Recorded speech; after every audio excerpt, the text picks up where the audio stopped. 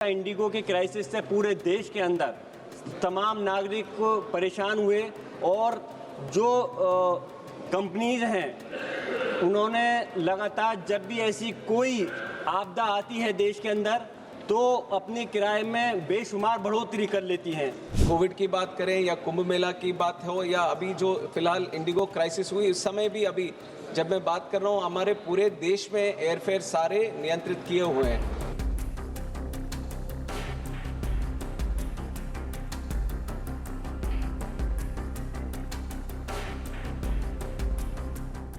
माननीय सभापति जी, मैं आपके माध्यम से माननीय मंत्री जी से पूछना चाहता हूं कि उड़ान योजना के तहत इस समय वर्तमान में जो नज़दीकी एयरपोर्ट हैं दिल्ली, लखनऊ, जयपुर, देहरादून, चंडीगढ़, आगरा, वाराणसी जैसे नज़दीकी एयरपोर्ट के बीच जो संचालित छोटी दूरी की उड़ानें हैं वहां 4,000 से लेकर 10,000 उससे ज़्यादा तक किराया लिया जा रहा है। क्या सरकार इस पर कोई नियंत्रण करने की योजना है? और जैसा कि हमने अभी देखा इंडिगो के क्राइसिस से पूरे देश के अंदर तमाम नागरिक को परेशान हुए और जो कंपनीज हैं उन्होंने लगातार जब भी ऐसी कोई आपदा आती है देश के अंदर तो अपने किराए में बेशुमार बढ़ोतरी कर लेती हैं।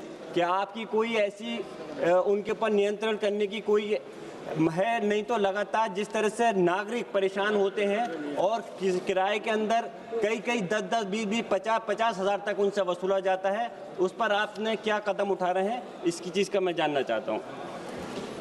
सभापति महोदय, ये एयरफेयर्स की जो चर्चा पहले भी हुई थी उस समय भी मैंने इसका समाधान दिया था। कभी भी कोई एक्स्ट्रा ऑर्डिनरी सर्कमस्टांसेस इस तरह के होते हैं जिस तरह से अपॉर्चुनिटिस्टिक प्राइसिंग पे एयरलाइंस खुद पड़ती है तो उस समय केंद्र सरकार उसके ऊपर नियंत्रण करने के लिए सारे कदम उठाएं।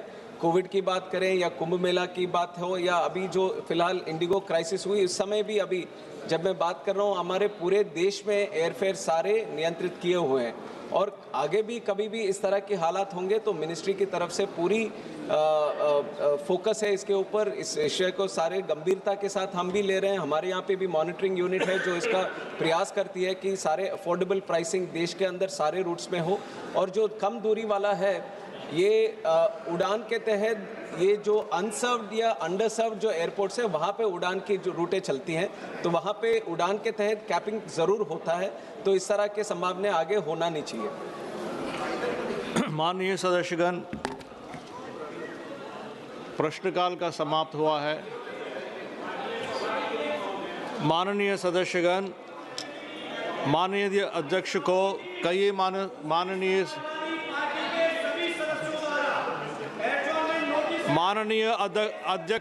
कई माननीय सदस्यों द्वारा कुछ विषयों पर स्थान प्रस्ताव की सूचनाएं प्राप्त हुई है।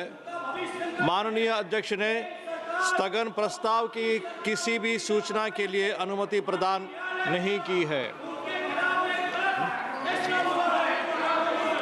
अब बैठिए। आइटम नंबर 3, माननीय मंत्री जी श्री अर्जुन राम मेघवाल जी।